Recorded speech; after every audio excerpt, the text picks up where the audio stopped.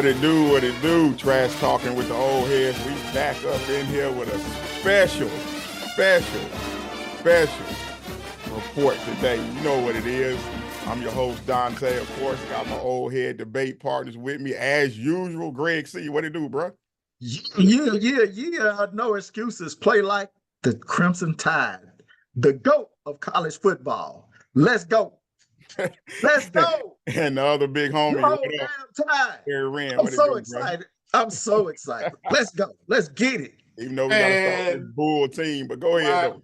Why play like a champion when you can be a champion? You see it up there. You got about another 6 hours to be able to say that, sir. You see it. You see got it. About 6 hours left. Hey, we gonna stretch it. I got my green on too, you know. And of course, we got a special guest in the house, Dr. Rick Washington. What it do, bro? What's happening, man? Going on, fellas? Appreciate you having me. You know, from a one-time Florida fan from back in the day. Grew up an Alabama fan. I switched to Florida, but for reasons that we need to, offline. We got to get into this. Because the very first time I met you, Rick, you had on a stinking ass Florida Gator hat down at UA in them apartments, and you always used to roll with the Gators on the college football. I never understood that about people. Like, how do you switch? How do you switch, bro?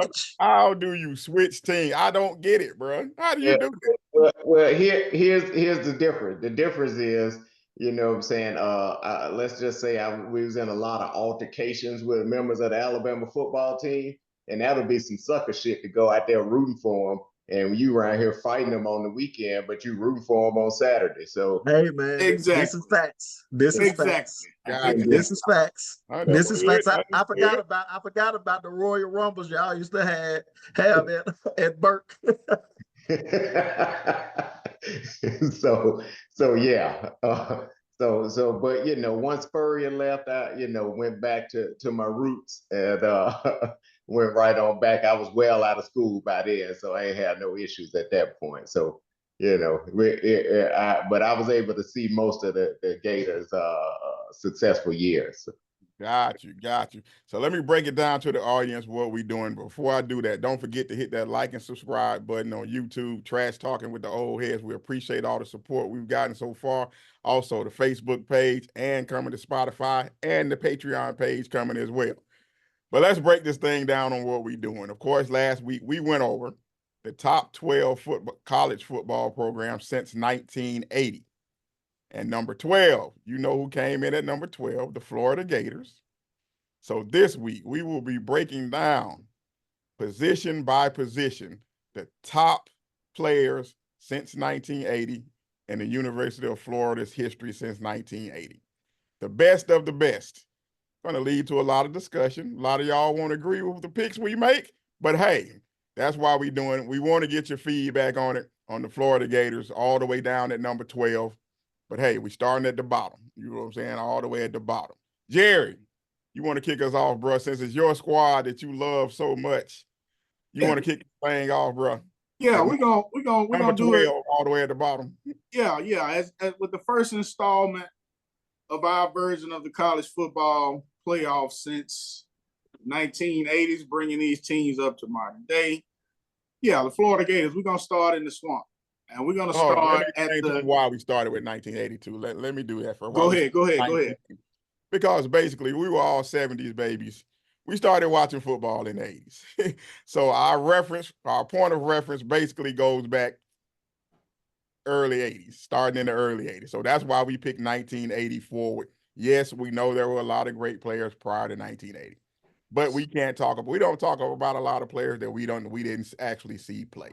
So we started with 1980. Now, floor is all yours, Jerry.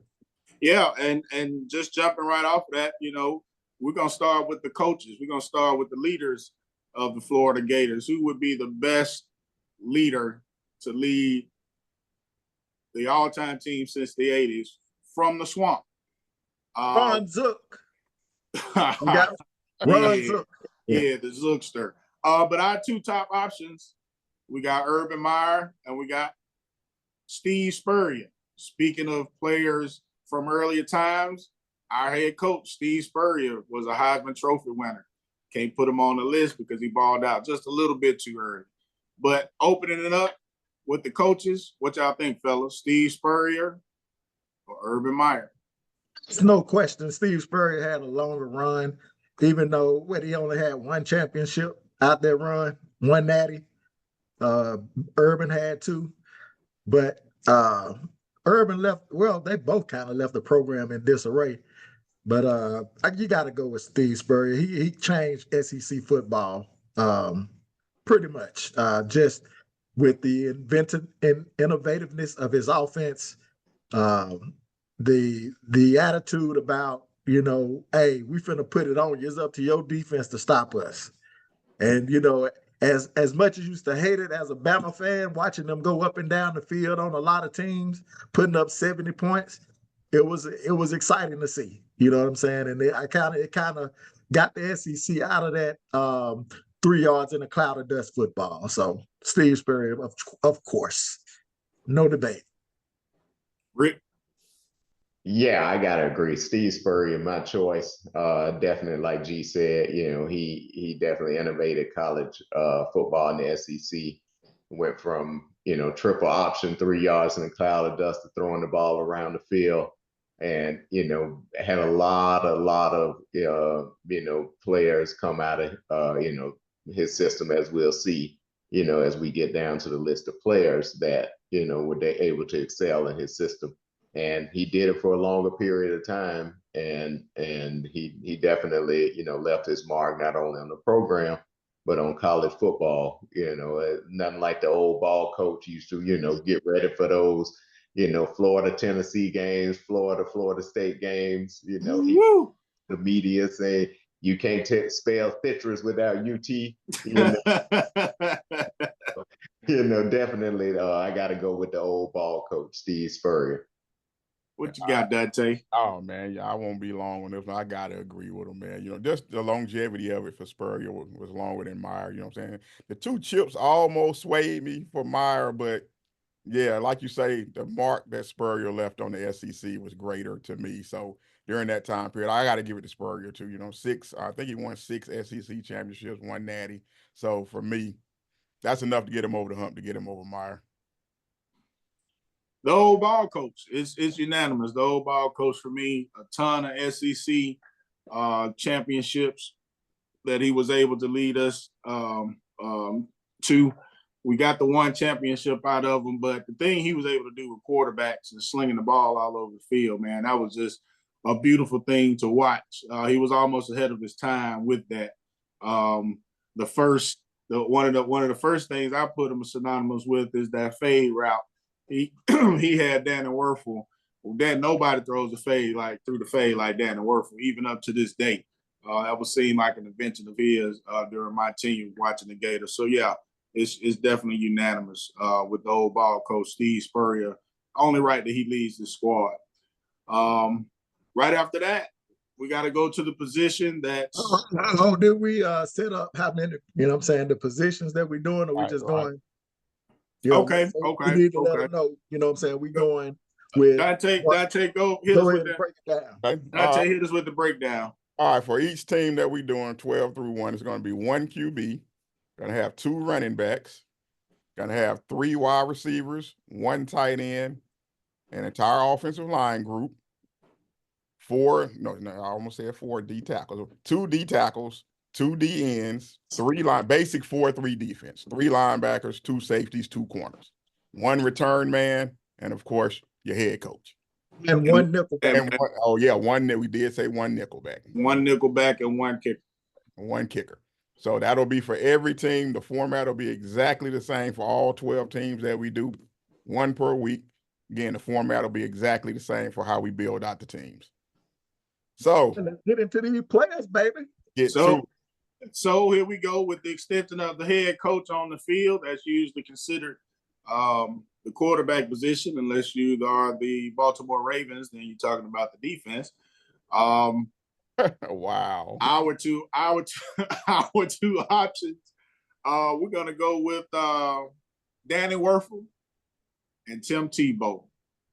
What you got, G? I got Tim Tebow. Timothy Tebow, Heisman winner, 2 championships. Now, we ain't talking about his NFL stats. We're talking about what they did got on the nothing to field do with this. in the swamp, in that ugly ass orange stadium. Timothy Tebow was the man.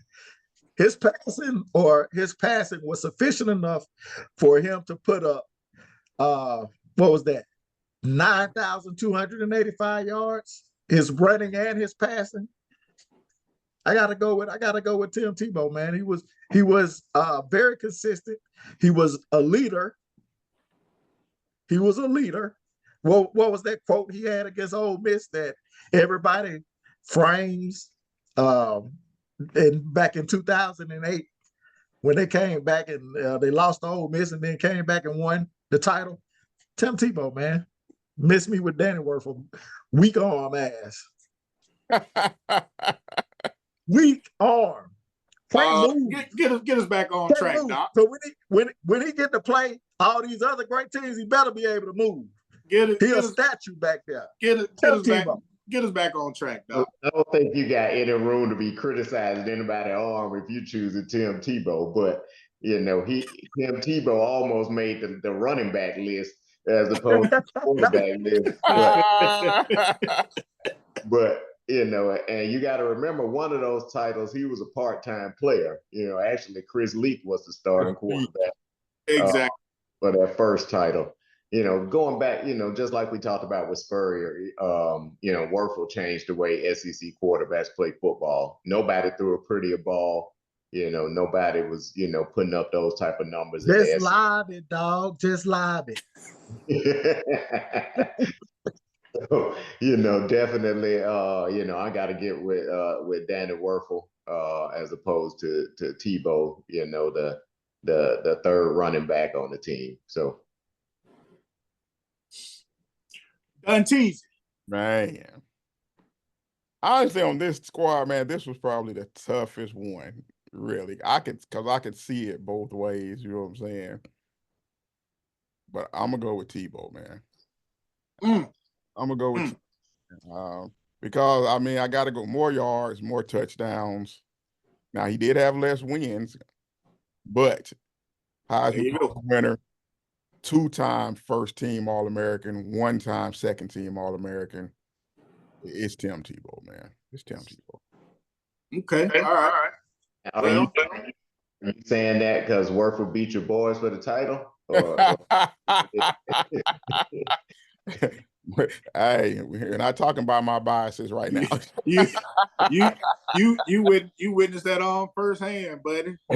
Nah, man. But just overall, when you look at the accomplishments, no matter how he got it done, yeah, was it ugly at times? Absolutely, it was ugly at times. But he got the job done. He ended up in the same amount of years with more yards, more touchdowns, more All-Americans. Got to give it to him, man. Or Maxwell trophies. Right. You got to give it to him.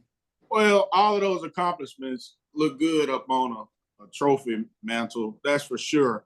But if we're talking about trying to create the greatest team in Florida football history, there's no way a limited quarterback should be at the helm to pull the trigger when we're talking about making passes, man. He was throwing the ball in college. When we're talking about a head coach like Spurrier ain't choosing no Tim Tebow to run his offense. When you're talking about throwing the ball all across the field, yeah, he had 2,947 rushing yards, 57 rushing TDs. I think he had a total of 88. Responsible for almost 88 touchdowns in his college career. All of that looks nice. It really does. But we're talking about getting that ball out and getting that ball out on time and getting it to all that sounds three receivers. We're talking about having 3 receivers and a top tight end to get the ball to. We're gonna need a quarterback that can make every throw. Tim Tebow ain't making every throw on a football field. For 9,285 yards. Wolfer threw for 8,427. Tebow you shorten Werfel. You I got short of Werfel at 10. Werfel is at I got 10,875 Werfel at passing 10. yards I got that and as 100 and 114 touchdowns I got the 114 touchdowns, but in his career. I think you looking at total yards, bro. Wow, what do you mean? Passing yards. What are you talking about? I think you looking at total yards. His passing yards on mine say 8,427. I got 1080. We can check that later. Yeah, check that, bro. But His total yards, I say I got 10,875, but for passing yards, some of that was running. But I just don't see how. I mean, I'll lean towards y'all since y'all the Florida Gator experts, but I just don't see how Tebow is not the answer. Yeah, we got 2 Tebows and 2 Werfels. So we got. Well, it sound like some guys just don't like the winning that Werfel was able to do. They don't want us to win. The only way we're gonna win is to have Werfel at that quarterback position, getting the ball out. So let's move on. Let's move on to. I am gonna ask in the comments on YouTube. Let us know who you think, Werfel versus Tebow. Who do you want as the Florida Gator starting quarterback, the best Florida Gator quarterback since 1980? Danny Werfel or Tim Tebow? And for these purposes, we're gonna allow the Florida fan and ex-Florida fan to make the choice. Right. For we go Werfel. We'll see if the people agree though. We go on Werfel. Werfel will definitely be the best quarterback in this situation, in my opinion. We're gonna move on to the running back position. Eric Wright is who we all picked as running back. Eric Wright. Eric Wright. Eric Wright got most of the votes for starting running back here. Why? Huh? Go ahead. Why? Go ahead. Break yourself. Break us off something. So we looking at number 1 in rushing yards with 4,163. Number 3 in rushing touchdowns at 34. And he was also a handsy running back out of the field, as he was able to catch 1,230 yards worth of passes with this team also, which would definitely come in handy when you got a quarterback like Danny Werfel who can hit the hot receiver out of the backfield. Our other options at running back, Freaky Zeke, Fred Taylor, 96 champ, number 5 in rushing yards with 3,075 yards, number 5 in rushing touchdowns with 31. He was also a good receiver as he caught 717 yards worth of passing. He only played 38 games, in his 4 seasons. He played the least amount of the top 3 running backs that we put up to choose from. And then last but not least, we got your main man, Emmit Smith. Now, we're not talking about Dallas Cowboys Emmit Smith. We are talking about the Florida Gators Emmit Smith. He was number 2 in rushing with 3,928 yards. Also number 2 in rushing touchdowns with 36. And he ran behind one of the greatest offensive line Florida has ever had from the year of 1989 to get his rushing title that year. So holla at me, G. So who your RB1 and RB2 is? RB1, Eric Wright. Oh, okay. And Eric we got to decide on Fred Taylor and Emmit Smith at that 2 spot. This is egregious. I don't understand why you guys would pick Eric freaking Wright over Emmit Smith. Just told you why, but go ahead. Okay, 4,100 yards. Did you also tell him how many games he played and how many years he played? He played 4. He played 48 games. Emmit Smith played 31 and had 200 less rushing yards than him. In Eric Wright's best season, he never came close to Emmit Smith's 1,341 yards, which was his second best season. His first best season, 1,599 yards. What are we doing here? Eric Wright Burn up. Burn all the way up. Burn all the way up. Are we It's going a to crispy. going with Emmitt Smith? Of course. What? What are we talking about? So who would be his backup in your estimation? I have Emmitt Smith at RB1, Fred Taylor in RB2. Okay, all right. What's up, Doc? Yeah, so I mean, like we said, it's more college stats than anything. Like we said in the rundown, I'm a big Fred Taylor fan, but I had to have a little time to think about it, and look over everything. I'm gonna go with Eric Redd and Emmett, for the two spots. It's definitely both sort of career, had great careers at Florida. And it's amazing that, Emmett can be one of the top 2 running backs at Florida and he's barely in the top 10 NFL, but that's another story for another day. But that's a lie. But go ahead. but either way. Hey, America, before we move in, No, sir. No, sir, G. No, let's, sir. let's No, do we're this not. now. Let's do this. No, sir, you will not. We are not Yes, doing we it. are. not. Yes, We we are are. not doing All it. three. No, we're All not three doing of it. these We're Negroes not that you doing see it. on this screen, We're opposite of not me, doing it. are San Francisco 49er fans. All 3 of them. All 3 of them. Finish your All point. 3. Finish your point, Doc. No, but Are we finished or are we done here? so yeah, just I go with Eric Redd and Emmett as the 2 backs. Dante. I mean, it was tough for him. I mean, I hear what G's saying, but give me Fred Taylor and Eric Redd, man, as 1-2. You know what I'm saying? It would be in the opposite, but Redd then Fred Taylor for me, man. So what's okay, we're gonna go with the number. We're gonna play the numbers game with Eric Redd. What is your reasoning for picking Fred Taylor over Emmitt Smith? I just think he was a more electric and dynamic runner than Emmitt Smith. If I'm picking the best team, the best, because I'm taking it like Jerry said with the quarterbacks. If I want the best player at the position on this team, I'm taking Fred Taylor. I'm sorry. In college, give me college Fred Taylor over college Emmitt Smith. I'm sorry. You just like his highlight runs. Okay, I got it. Now, for me, it's not about. Call it what you want. Yeah, for me, it's just about it's about the talent level. Emmett was consistent. Emmett was a good back. Emmett was a great back in college football. But I just feel like Rhett and Taylor were the 2 more talented players, especially with the when we're talking about catching the ball out of the backfield, an extension of the wide receiver core, especially with Fred Taylor in that regard. And for the numbers that Fred Taylor put up, and he had 2 injury-riddled seasons, for him to still be able to put up that many touchdowns and that many yards, availability I need is the best ability.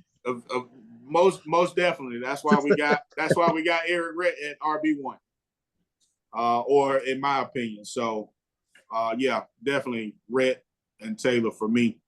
So YouTube fans, make sure you let us know, what do you think about Emmett being left off and being number 3 Florida all time since 1980? Tell us what you think. Did we get it right? Are we right, or is Greg right? Greg and and he didn't tell you about that. He's a big, huge Dallas Cowboy fan. Damn right. That part out. He left that part out though. Damn right I am. They see the star. There's no need to state the obvious here. No, we don't see the star. We can't see the star. Let's go to the history of Florida Gators football. Let's see. Yeah, we have to move to the next segment. They're ranking their best 30-something players, 32 players. So see Eric Redd's name nowhere on this list. But go ahead, carry on. Stop. I'm on sportsreference.com. Stop. Consensus All-Americans.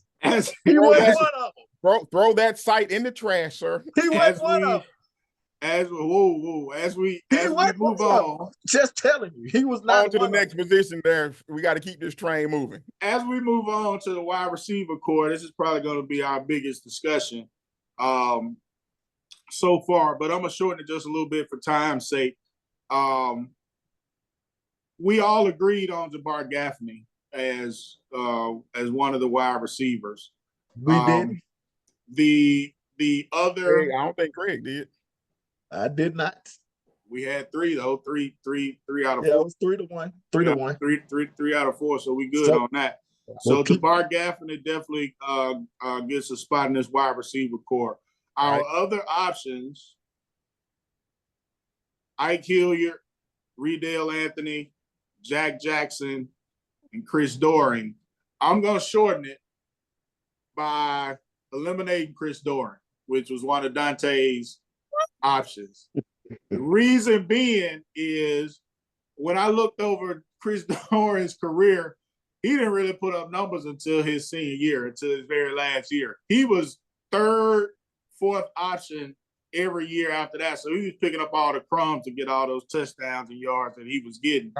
Because it's just the truth. If you look at his total, that's just the truth of the matter. And he was definitely a good receiver. He led our receiving core all time with 31 touchdowns. Right.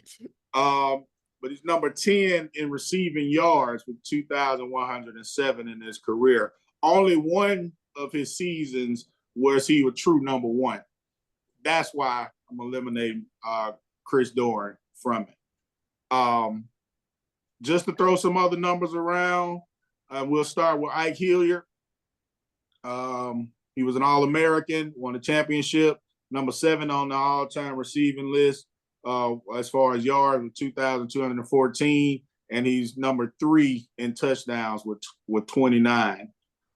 Redale Anthony, an All-American, 96 championship, number 4 in receiving yards, 2,274 yards. Go ahead. With one good year his senior year. Okay, go ahead. Continue, sir. Number 5.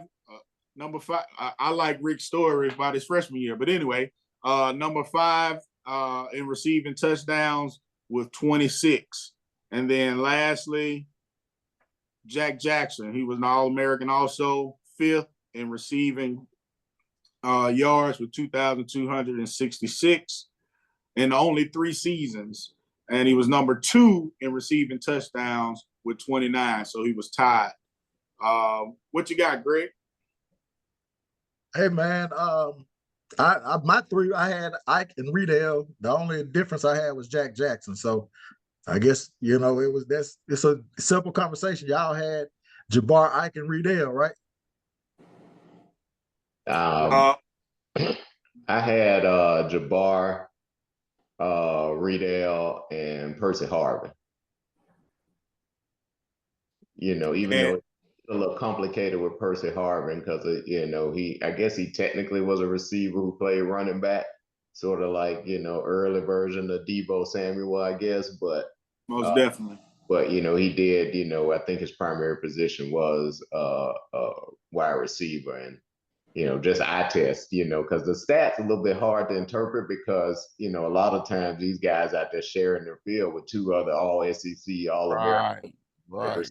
But there was only so many balls to go around. But so that's my 3. But special shout out to somebody that we did mention, Jaquez Green. Yeah, he was definitely the truth. So, but not just special shout out to him. Black Cinco.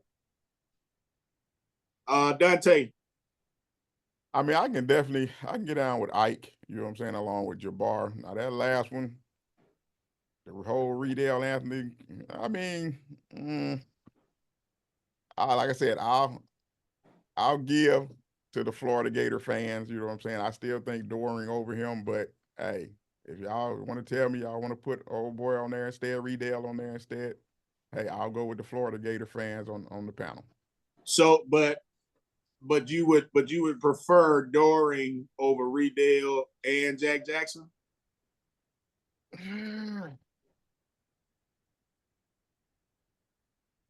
Jack Jackson was a monster, but yeah, that's the one I'm thinking about. Definitely over Redale. Jack Jackson, I could see going with him over Doering.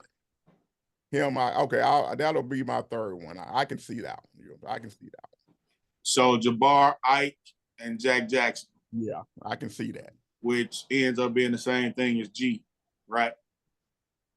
G, well, that's your same 3. My 3. Yeah, All right.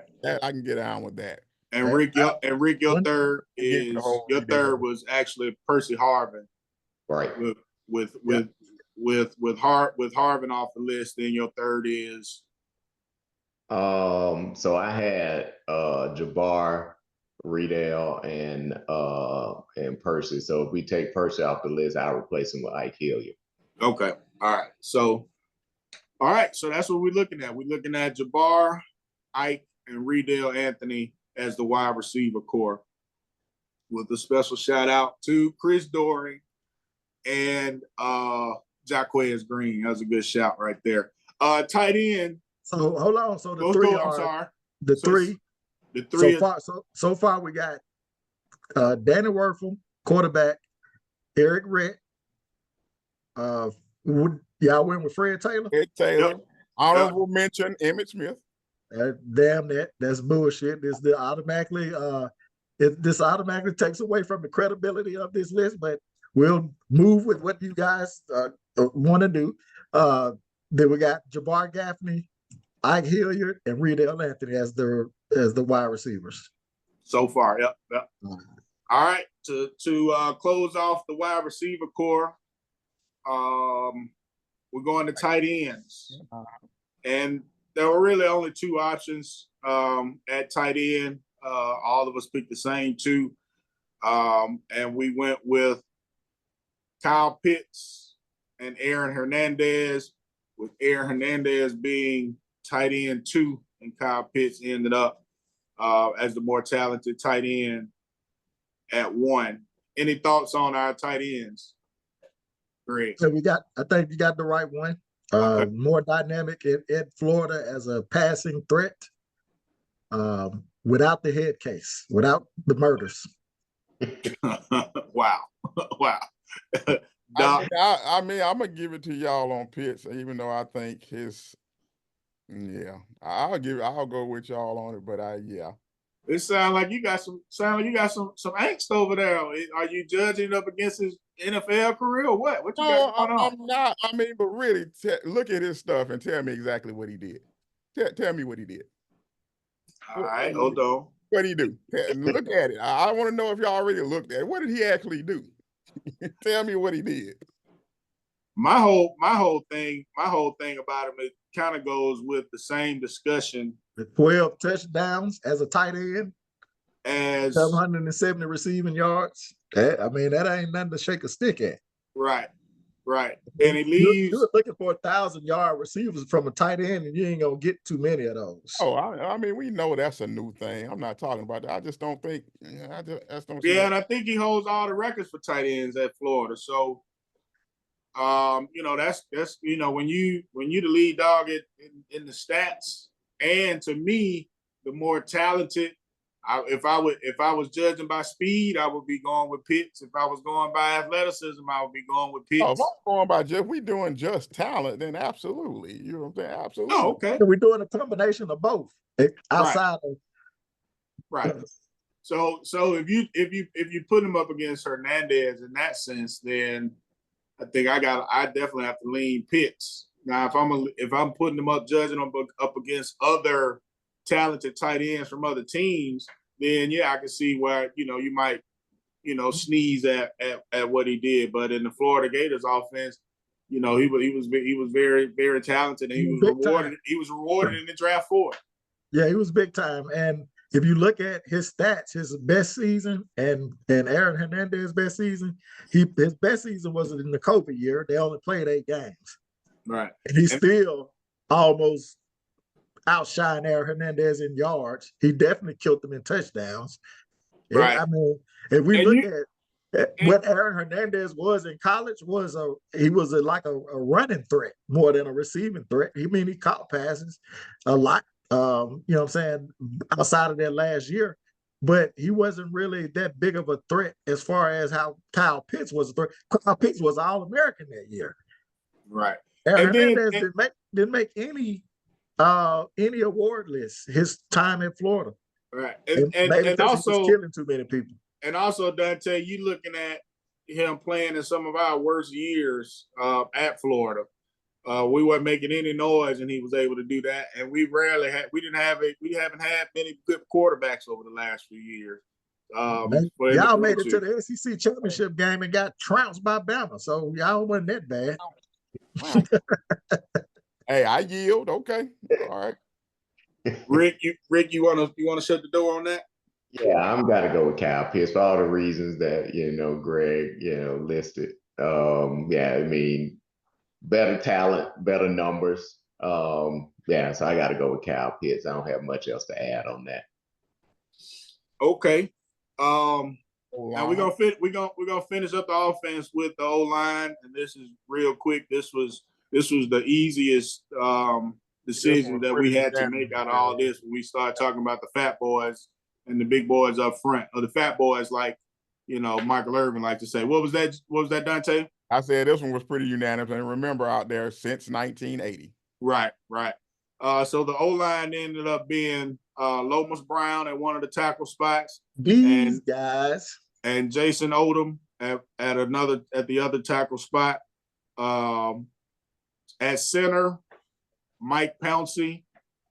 And if you got one Pouncey on the squad, you definitely gonna have the other one, as they both were dynamic players on offense, and then also some on defense, as one of the twins actually played defense. And then you got Marquise was the center. Marquise Pouncey. Say that again.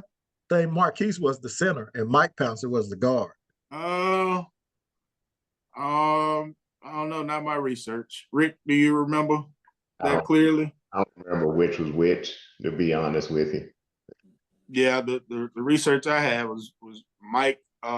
Mike was the center, and Marquise. Yeah, I think Mike was the guard. On Swaamp 24/7. He won the Remington Award as the nation's top center. Which one? Marquise? Yes. He started at right guard and then moved to center during his freshman year. And then he played at center the rest of the time, winning the championship at center and won the Remington Award as the nation's top center. As Mike Pouncey was the guard. Okay, well, I got it backwards because I went with not Pro Football Reference, but the college football version of Pro Football Reference. So I got it backwards. Okay, and then the last and final guard spot was but Jerry, he did move to center. I'm looking at the Swaamp 24/7. He stayed because Marquise went first. The next year, Mike played and he moved to center after Marquise left. But he was a guard. And which one, Mike, was Mike the one that switched back and forth from defense, or got put on defense and then back to offense? I don't know about that. Yeah, one of them went to defense for a second. Gator fans, holler at us. We're supposed to have the number one, the Gator aficionado on here, and you don't know. I'm happy to tell you about twins. They twins. I don't know. I could see them. They could walk in my house right now, and I wouldn't know them apart from each other. They damn twins. But anyway, that ain't no excuse. So we'll switch Marquise.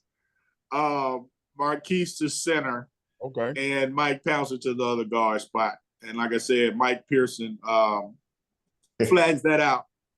All right, let's real quick. Let's go to the special teams real quick, and then we'll go ahead and hit the defense and finalize the defense. Special teams, we went with kicker Evan McPherson, and then at the kick return spot, that's where we decided to move Percy Harvin, with the honorable mentions being Brandon James and the speedy Chris Rainey with the kick return options. Hey, boy, y'all better protect him because he don't fumble that ball. Who? Chris Rainey? Chris Rainey? Yeah, you gotta catch him though. You gotta catch him though. You gotta catch him. That boy was blazing. All right, now on to the defensive defense. On to the defensive starters for this 4-3 defense. Solidified picks were Javon Curse, Ellis Johnson, and a surprise to me, Gerard Warren. I didn't have Gerard Warren on my radar for this, but yeah, I had all three of those. yeah. All three. And then to debate for our last spot, that other defensive end spot, we have Alex Brown and Kevin Carter. Both outstanding players. Kevin Carter was All-American, finished number 5 in sacks with 21.5, and number 7 in total tackles for loss with 42.5. Alex Brown, All-American, all-time leader in sacks with 33, 161 tackles, number 6 all-time with 47 of those for loss, all in just 2 seasons with the Florida Gators. G, what you talking about over there? Hey, I went with Kevin Carter, man. I went with Kevin Carter, old school. Just when you look at his production from that side, like he could play, if you wanted to go to 3-4, he could play in that defensive tackle, that defensive tackle, because on the 4-3 they got nose guard, 2 defensive tackles, and then they had your linebackers lining up the outside. Or he can play a traditional defensive end spot. So for me, it was just more of the versatility. I think Alex Brown had, a decent season, but then he was inconsistent. I think he had, if I'm not mistaken, didn't he have like a great sophomore year? Then his junior year, he kind of went down as far as his production. You talk about Alex Brown? Yeah, Alex Brown. I can't paint that picture, but I can paint the picture of those 33 sacks that he led our Gators with. I could paint that picture though. Rick, what you talking about? Yeah, I got to go with Alex Brown, man. Like you said, he the all-time leader in sacks. Did it in 2 years as opposed to 3 or 4. He was, as those 2 years, there were times when he was just unstoppable. I mean, there were games he had 3, 4, 5 sacks and just totally, wrecked the whole team game plan on the other side. So yeah, I got to go with Alex Brown. Yeah, Dante. Leader of the Big Man Alliance over here. This boy love this man love the trenches on football. Man, I'm gonna have to go Kevin Carter, man. I'm gonna have to go. I mean, this one was really tough for me, though. Really, it really was. But I think for me, Carter, if I'm really starting the team, and just my memories of him, I guess, are a little more vivid, and watching them and watching Florida play and watching him wreck some games, you know what I'm saying? So for me, I guess for that reason, it's Kevin Carter. But I could see why someone would pick Alex Brown. But if I was starting the team, I'm going with Kevin Carter over him, man. Okay, man, we split here because I'm definitely going Alex Brown. Like I mentioned, the 33 sacks. He was a man amongst boys a lot. For the Florida Gator team. And then the production in just 2 years, you led us in all-time sacks in 2 years in the trenches. That's impressive. We'll let you, again, you are the resident Gator, so we'll let you make the deciding pick. But I'm just looking at, okay, if he was that dominant, then why didn't he get drafted into the 4th round? I'm just asking questions. Why didn't he get drafted until the 4th round? Man, I really wish I cared about where he was drafted in the NFL when I'm trying to build the greatest Florida Gators team that I can assemble. But you see my point. You see my point though, right? If he was that dominant, then he would have definitely been drafted earlier than in the 4th round as a defensive end at Florida. I just remember there were some issues with him, and as far as his inconsistency, yeah, he put up some numbers. You know what I'm saying? With 33 tackles, that sounds amazing. I mean, 33 sacks, that sounds amazing. I didn't find that when I did my research, but I didn't do a whole lot. But just what I see from a standpoint of what each player was able to do at their school has to be solidified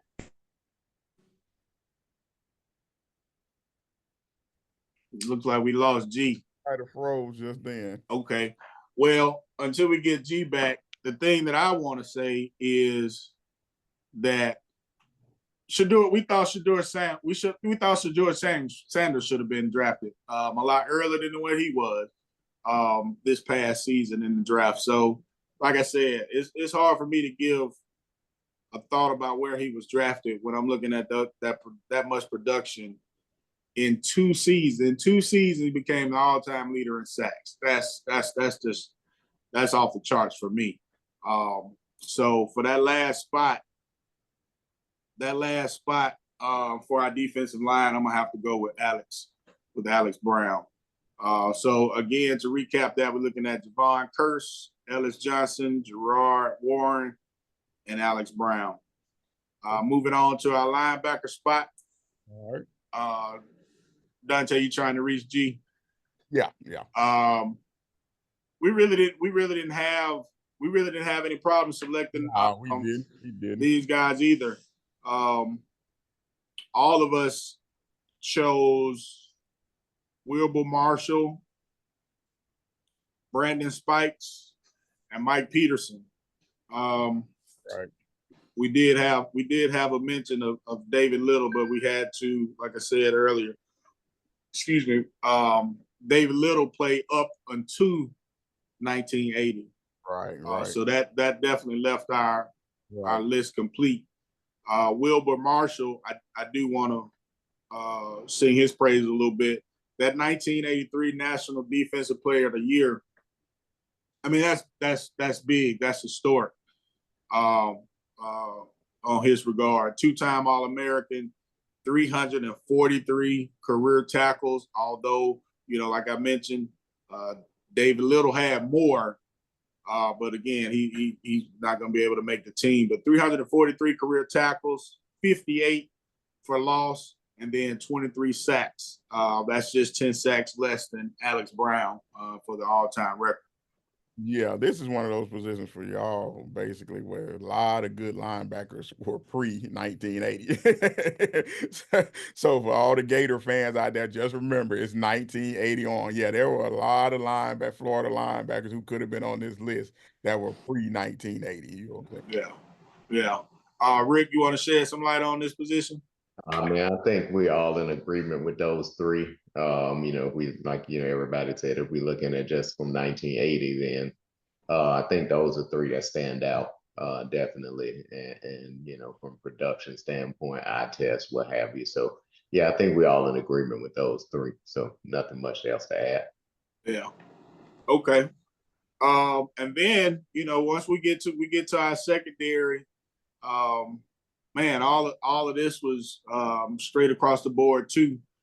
We all pretty much agreed on these positions. At quarterback, we went with Keywan Ratliff and Joe Hayden. And then for our nickel corner position, last but not least, Fred Weary. To start off in our secondary. Dante, any fretful outings since you've been a Florida State fan with any of these guys on this list? I know Joe Hayden got to ring some bells for you. Yeah, but I mean, if my memory serves, I got as many really great memories as anything negative. You know what I'm saying? So, hey, we gave as good as we got. You know what I'm saying? That's all I'll say about that. We gave as good as we got in a lot of those games. You know what I'm saying? Like I say, most of my bad memories I reserve for the team further south. You know what I'm saying? That's where a lot of my memories that cost us big come into play. You know what I'm saying? It would be the Hurricanes for me as growing up as a Florida State fan. The Hurricanes? I don't know now. I mean, crazy. They cost us national shots at national championships. Okay. Those games are the ones that hurt me growing up as a FSU fan. You know what I'm saying? Those were the ones that really hurt. All those wide, I don't even want to talk about that field goal kick. Yeah. So we at least two natty short because of field goal kicking versus Miami. You know what I'm saying? Well, I mean, it's not every year you can find you a Janikowski out there to kick football. Right. Right. Not every That's year. what made him. That's what made him go find him, though. Exactly. Yeah. Anything on these DBs, Rick? No, I think we got the best three corners. Honorable mention Lito Shepherd. Yeah. Overall, I think we got the best three, corners since the 80s for Florida. Yeah, when you talking about wasn't bad either. He was pretty good. Yeah, when you talking speed and intelligent players, and then with Joe Hayden was just super special. Fred Weaver too, and then Ratliff with the speed. I think this particular balance can run up against anybody's wide receiver core. That's for sure. Speed, intelligence, style of play, physicality, the whole nine with these guys here. And then last but not least, as we move on to the last position to round out the secondary, the safety position. And everybody listed these two with nobody else on the list when we got to the safety spot. And that landed us with Lawrence Wright and Reggie Nelson. Again, two dynamically talented players at this position. We talking hard hitting. We talking about knowing where to be. We talk about getting your hand on the football. All of that is encompassing these two players, in my opinion. And although I've resisted jumping to somebody's NFL career, I like what I saw in Reggie Nelson in the NFL. Rick? Yeah, I think we got the two best people for the job. I know we mentioned Keanu Neal at sort of in our discussions, but ultimately I think Reggie Nelson and Lawrence Wright. Lawrence Wright was the leader of those defenses, in the mid '90s. When they were battling. Y'all only Thorpe Award winner, I believe, too. What's that? Y'all only Thorpe Award winner too, isn't he? I believe Lawrence, right? I think he won the Thorpe for y'all too, I believe. Yeah, so he definitely and Reggie Nelson. Yeah, I think that's the best two choices that we got right now. All right, Dante. Y'all didn't go there. Y'all, neither one of y'all said Louis Oliver. Well, yeah, I had Louis Oliver on my original list, but there's no way I couldn't put him over Lawrence Wright or Reggie Nelson. Right. Okay. For this squad, and I remember I forgot that you had mentioned Keanu, Rick, but G mentioned him too, and he was talking about him as being a hard hitter or whatnot. I just thought maybe he had some nightmares against Bama or whatever, but yeah, I just couldn't put him over these two, Dante. I feel you. I just thought about him, because he's All-American 87 and 88, so I figured he might make the list. Yeah.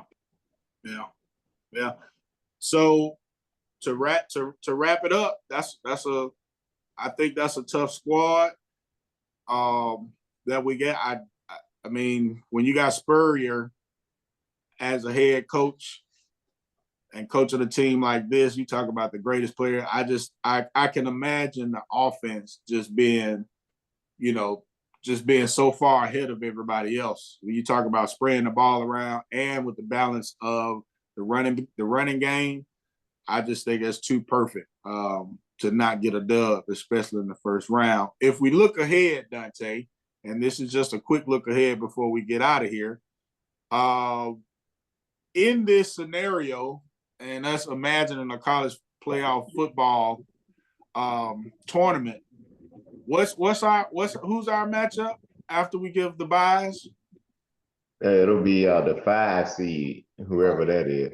Right. Whoever was 5th on the list. Oh, no, it's not Ohio State. It's 1, 2, 3, 4, 5. It's Oklahoma. Oklahoma is our first round matchup. It'll be a first round exit. That's tough. All right, why are you just gonna put us out of there against Oklahoma? I said could be a first. Oh, okay, yeah, that sound better.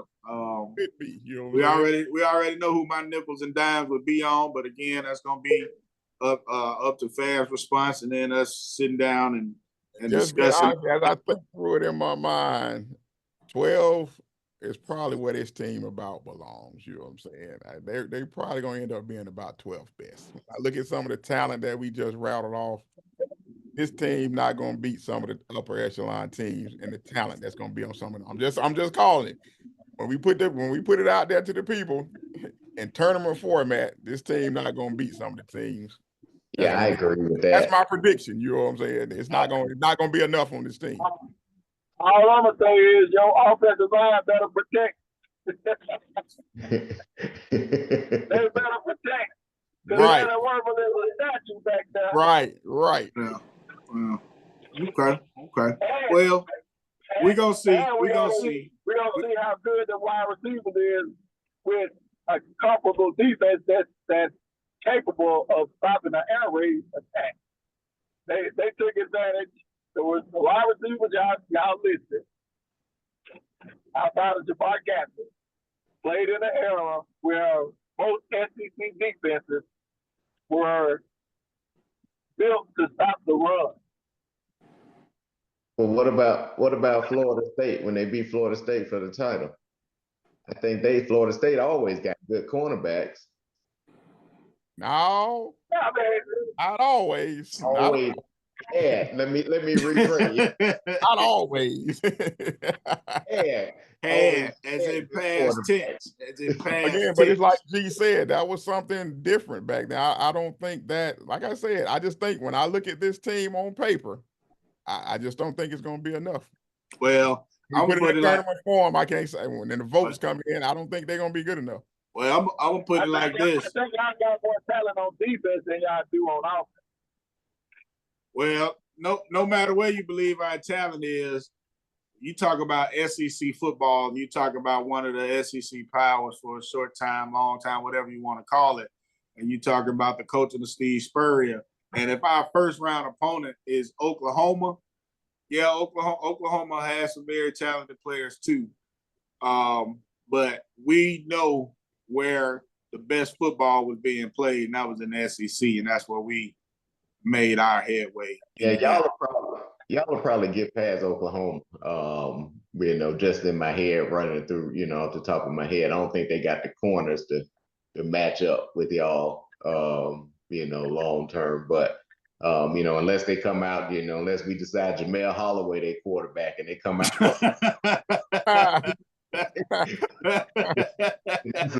That's a different story right there. Y'all ain't gonna be ready to be prepared for that triple option attack. But right. Yeah, I'm not too worried about Oklahoma, but we'll see. Dante, you want to get us out of here? Yeah, man. But like I said, this on for the fans out there. We're gonna put this up on the Facebook page and on the YouTube page. Let us know what you think about our picks. We'll list the entire Florida Gator best team since 1980. Let us know where you think we got it right, where we got it wrong. And next week, again, we'll be coming to you with the number 11 team program since 1980. Who is that? Jerry, run it down. Who we got next week? LSU. LSU Tigers. That's gonna be a squad. Yeah, they have a lot of. Go ahead. No, what'd you say, G? Go ahead with y'all LSU comment. Go ahead, Rick. No, I was just saying they got a lot of talent, so they gonna have, they've been undercoached for a lot of years. So, they got a lot of talent to choose from down there, especially when you're looking at the receiver and the DB positions. I mean, talent that translated to the next level too. So real talent, unlike some of that talent we just ran down. The head coach position is gonna be crazy. The head coach, who's taking that head coach, gonna be crazy. Well, it better not. If it end up being the Manhattan, then I ain't worried about LSU